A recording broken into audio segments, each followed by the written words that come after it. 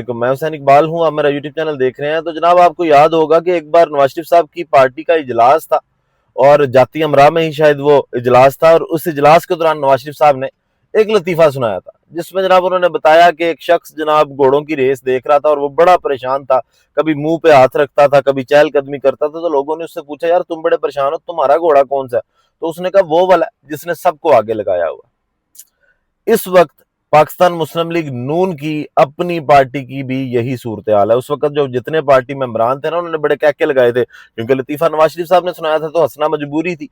अब नून लीग पे खुद ये वक्त आया हुआ और लोग ये बातें कर रहे हैं कि जनाब, अगर पाकिस्तान मुस्लिम लीग नून रेस में अकेली भी हिस्सा लेना तो ये आखिरी नंबर पे आएगी, ये पहले नंबर पे नहीं आ सकती, क्योंकि मकबूलियत खो चुके हैं। अब जनाब, पाकिस्तान मुस्लिम लीग नून की बात करें या फार्म 47 की हुकूमत की बात करें, तो ये हुकूमत जो है, इन्होंने इंतखाबात में जाने से पहले ही शिकस्त मान ली, शिकस्त तस्लीम कर लिया। और शौक इनको बहुत था कि पाकिस्तान तहरीक इंसाफ के वो लोग जो अवाम का वोट लेकर पार्लिमान के अंदर आए, उनको डिसीट भी करवाया, ना अहल भी करवाया। लेकिन अब इंतखाबात में जाने से डर लग रहा। ये खबर आपके सामने रखेंगे, साथ आपको बताएंगे जनाब के पहले पंजाब के अंदर जब सैलाब आया तो जापान से गवाल मंडी की जो अंजलिना जूली है, वो पंजाब पहुंची। जापान से डायरेक्ट उन्होंने पिंडी की फ्लाइट ली, पिंडी से वो मरी पहुंची, मरी से जनाब फिर उनको याद आया कि नहीं, सैलाब तो रावी में आया हुआ है। फिर वो जनाब नीला सूट पहन के रावी पहुंची। फिर उनको बताया गया कि जनाब नहीं, अंजलिना जूली जब 2010 में आई थी तो काला सूट पहन कर आई थी, और इस तरह का उसने हेयर स्टाइल बनाया था। फिर अगले दिन जनाब मैडम कसूर गई तो काला सूट पहन के गई। उसके बाद जनाब अगला जो इन्होंने दौरा किया वो जंग का किया, और कल मैडम जो है मुल्तान पहुंची। अब ये बारी तो दी मरियम नवाज साहबा ने कि उन्होंने जो कुछ किया, जो फोटो सेशन मरियम नवाज साहबा के हिस्से में आती थी वो उन्होंने करा ली। अपनी टिकटॉक काफी सारे उन्होंने बनाए और टिकटॉक वायरल कर लिए, और जिसपे नासिर मदनी साहब जो हैं, वो आज उन्होंने जो क्लिप था उनका, वो बड़ा शानदार क्लिप था। अगर टाइम है हमारे पास तो जनाब हम उसको प्ले कर ही लेते हैं कि नासिर मदनी साहब जो है, ये मरियम नवाज साहबा को सही टक्कर दे रहे हैं, क्योंकि शायद इनको किसी चीज पर थ्रेट किया गया था। वो कहते हैं कि जनाब, एक तो ये पढ़े लिखे नहीं है और फिर ये कोशिश भी नहीं करते। दरिया स्ट्रेस में है या मौज में है? स्ट्रेस में तो अवाम है जनाब। ये नासिर मदनी साहब जो है, उनकी जानिब से ये मरियम नवाज साहबा को जवाब दिया गया। शॉर्ट आपको सुनाते हैं कि नासिर मदनी साहब ने क्या गुफ्तगू की मरियम नवाज साहबा की। स्ट्रेस में वाह वाह, इंग्लिश भी दरिया में फिट हो रही भी दरिया कादियां पीड़ा च दरिया ते मौजा च स्ट्रेस च ते आवाम जेडी रुड़न थई जे अल्लाह कोई चार पैसे दवे ते बारो इंग्लिश सीखो। एक इनको अल्लाह जिंदा पढ़े लिखे नहीं, तो फिर पढ़ते भी नहीं, कोशिश भी नहीं करते। नासिर मदनी साहब ने जनाब बड़ा टफ टाइम दिया मरियम नवाज साहबा को। अब ये मरियम नवाज साहबा की एक्टिंग या उनकी दौरे शोरे पूरे हो गए। ग्वाल मंडी की अंजलिना जूली के जैसे ही दौरे मुकम्मल हुए हैं, अब एक नई एंट्री पंजाब के अंदर हुई, और वो ये जनाब बेबी इंटरनी। बेबी इंटरनी कौन है? बिलावल भुट्टो जरदारी साहब है। और जनाब बिलावल भुट्टो जरदारी साहब जो हैं, वो पंजाब के अंदर मतलब लाहौर में लैंड कर चुके हैं, और अब फोटो सेशन का दौर जो है वो बेबी इंटरनी का होगा। अब ये वो दोनों लोग हैं, ये खानदान शरीफिया और जरदारी खानदान की अगली नस्लें हैं, जिनको वजीर आजम के ख्वाब सजाए हुए हैं। इनके वालदैन ने भी, इन बच्चों ने भी, कि जनाब इनको इंटर्नशिप कराई जाए।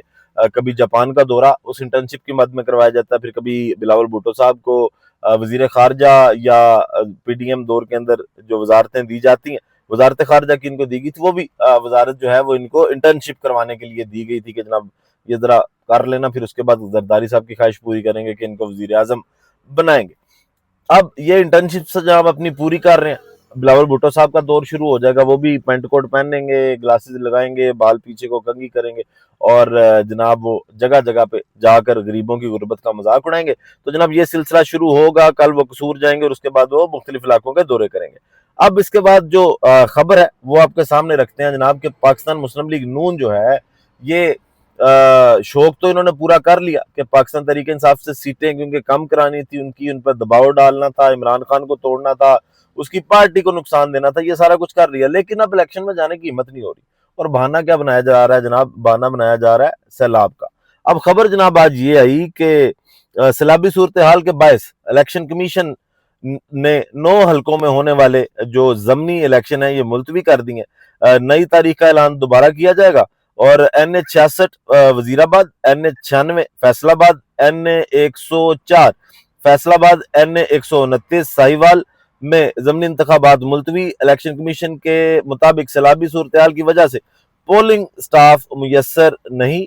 पंजाब में शदीद सैलाब से मवासलाती निज़ाम जो है ये बुरी तरह से मुतासिर हुआ है और सैलाब के बायस सड़कें, पुल और रेल की पटड़ियां जनाब और बिजली के खंभे ये सब बह गए हैं और सरकारी और निजी इमारतें, स्कूल्स और पोलिंग स्टेशन जो हैं ये शदीद मुतासिर हुए हैं। सैलाब मुतासरा इलाकों में अवाम वोट डालने से महरूम रह सकते हैं। अब ये जनाब पहली बात तो यह है कि पाकिस्तान तहरीक इंसाफ तो वैसे ही बाइकआउट कर चुका है, फिर आपका मुकाबला किसके साथ है? और पंजाब में पाकिस्तान मुस्लिम लीग नून का मुकाबला किसके साथ है? और वैसे भी ये ऐलान कर चुके हैं कि हम जो ज़मनी इंतखाबात हैं पीपल्स पार्टी और मुस्लिम लीग नून के मिलकर लड़ेंगे और फॉर्मूले के तहत, उसी फॉर्मूले के तहत कि जहां पर रनर अप जो है जिस पार्टी का था पहले, वो जनाब जिसको पाकिस्तान तहरीक इंसाफ ने शिकस्त दी थी, वो शख्स इलेक्शन लड़ेगा। पीपल पार्टी का होगा तो पीपल पार्टी का लड़ेगा रनर अप, पाकिस्तान मुस्लिम लीग नून का होगा 2024 के इंतखाबात में तो वो इंतखाबात लड़ेगा। लेकिन आप अगर जनाब वोटर टर्नआउट आपने क्या करना है और आपको पता है वोटर टर्नआउट नहीं होना, अगर पाकिस्तान तहरीक इंसाफ ने इसका बाइकआउट कर दिया और बाकी कर दिया, अगर वाली तो बात ही नहीं है। अब इमरान खान साहब ने जनाब उनको खराजे तहसीन भी पेश किया, जिन लोगों ने अपने कागजात नामजदगी भी वापस लिए, तो पीछे कसर रह कोई नहीं गई। अब जनाब फिर भी अकेले भी आप इलेक्शन लड़ने जा रहे हैं और आप उससे भाग रहे हैं, डर रहे हैं। इसके बाद जनाब बात कर लेते हैं थोड़ी सी कि जो एस्टेब्लिशमेंट के कुछ टिश्यू पेपर्स हैं ना, इनको अब अभी तक नसीहत नहीं मिली, वो बातें बड़ी बेतुकी सी कर रहे हैं। इनको ये चाहिए कि जिस तरह के पैगामात अडयाला जेल में इमरान खान साहब को पहुंचाए जाते हैं ना, कभी ये कहा जाता है कि जनाब माफी मांग लें नहीं तो बहुत बुरा होगा, फिर कहा जाता है माफी भी ना मांगे जनाब, बस खामोश रह लें या फिर एक जुमला बोल दें, इस तरह की बातें की जाती हैं। और आज जनाब दो एस्टेब्लिशमेंट के आप कह लें कि टाउट सहाफी या क्या इनके लिए कुछ इसी तरह का लफ्जी बोला जा सकता है, तो मतलब खबरी हैं, ये खबरें लेके आते हैं जनाब अंदर से और इनको खबरें फीड की जाती हैं, बाद में टिश्यू पेपर की तरह इस्तेमाल करके जलील कर दिया जाता है। दो सहाफी हैं जनाब, एक सियासतदान है, उनके बारे में आपको बताएंगे। तो जनाब सहाफी साहब जो हैं, एक तो जो नसरुल्लाह मलिक साहब हैं जिनकी कल काफी चित्रोल शौकत बसरा साहब ने की, उनकी जानिब से आज ये कहा गया कि जनाब जब तक घुटने टेक कर माफी नहीं मांगी जाएगी 9 मई पे, बात आगे नहीं बढ़ेगी। ठीक हो गया जी, आप अब क्या पैगाम दे रहे हैं? माफी वाले पहले सुहेल वड़ाई साहब देते रहे हैं, आज अगर आप ये बातें कर रहे हैं तो फिर आपको शायद अंदाजा नहीं है इस चीज का कि सुहेल वड़ाई साहब का क्या अंजाम हुआ था जब उन्होंने ये माफी वाला जुमला बोला था। दूसरी जानिब जनाब सुहेल वड़ाई साहब जो हैं वो आज ना माफी पे ना खामोशी पे, वो अब कहते हैं कि जनाब कद बड़ा कर लें अपना, बातों को जाने दें, ना के मसले खत्म करें।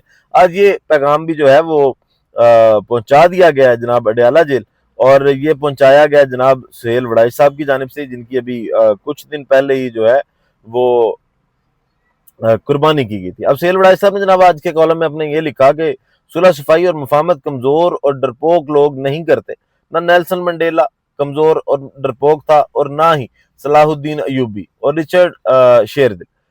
दरअसल अमन, सुलह और मुफाहमत सिर्फ दिलेर लोग ही कर सकते हैं। बेनजीर भुट्टो की मुफाहमत डील नहीं बल्कि एक दिलेराना कदम था। ये जनाब सुहेल वड़ाई साहब की जानिब से एक फिर आज पैगाम जो है वो अडयाला जेल पहुंचाया जा रहा है। तो इससे बेहतर है कि इमरान खान साहब को ये मशवरा जो दे रहे हैं कि जनाब वो अपनी अना तोड़ दें, उनको याद करवाएं कि इमरान खान साहब बहरहाल जो हैं वो ये बात कर चुके हैं कि हमने जो बात करनी है, डायलॉग होने चाहिए, एस्टेब्लिशमेंट के साथ बात होनी चाहिए, और अगर हुकूमत बाइख्तियार हो जाती है, इनको इख्तियारात दिए जाते हैं तो इनसे भी बात कर सकते हैं। लेकिन ना हुकूमत बाइख्तियार हो सकी और ना ही जो है वो एस्टेब्लिशमेंट ने किसी बात को सीरियस लिया, तो अब क्यों पैगाम पहुंचा रहे हैं आप लोग? आप जाकर जनाब अडयाला में खुद चले जाएं, फिर जाके बात कर लें। अगर सुहेल वड़ाई जैसे लोगों से पैगाम पहुंचाना है, पहले भी उन्होंने कहा था कि जगाल साढ़े तक आ गई तो फिर तो बेहतर है सुलह कर लो।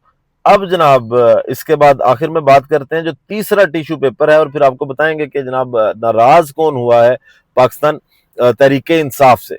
तीसरा टिश्यू पेपर जो है वो एस्टेब्लिशमेंट का जनाब शेर अफजल मरवत साहब हैं, जिनके बारे में आज क्योंकि जो शारेज खान है, अलीमा खानम के बेटे, उनकी आज जमानत मंजूर हुई, उनको कोट लखपत जेल से रिहाई मिली। और उसके बाद जो अलीमा खानम ने गुफ्तगू की, उस गुफ्तगू के अंदर जनाब अलीमा खानम ने कहा कि वो काफी लंबी चौड़ी गुफ्तगू है, लेकिन उसमें दो इंकशाफ किए गए। एक इंकशाफ ये था कि जनाब 4 अगस्त को इमरान खान साहब को दोबारा से ऑफर दी गई, लेकिन इमरान खान साहब ने कहा कि मेरा एक मकसद है, मैं उस मकसद के लिए जनाब डट के खड़ा हूं।